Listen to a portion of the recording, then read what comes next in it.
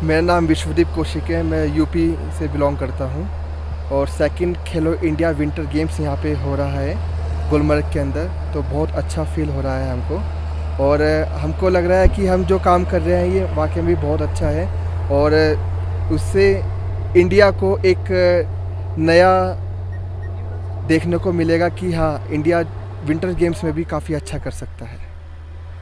जम्मू कश्मीर की अगर ये हम देख सकते हैं ये नेचुरली ही है, क्योंकि अदर स्टेट्स के मुकाबले जम्मू कश्मीर में बर्फ़बारी ज़्यादा होता है, तो उसके अकॉर्डिंग उनका ऑक्सीजन लेवल भी बहुत प्यारा होता है अदर स्टेट्स के मुकाबले। तो डेफिनेटली उनके पास कुछ ना कुछ लगता है कि हाँ, वे अदर स्टेट के मुकाबले बहुत अच्छा प्रदर्शन कर सकते हैं। यहाँ पर सीखने को तो हर जगह छोटी छोटी बात पे भी सीखने को मिलता है और हम अपनी गलती से ही सीखते हैं।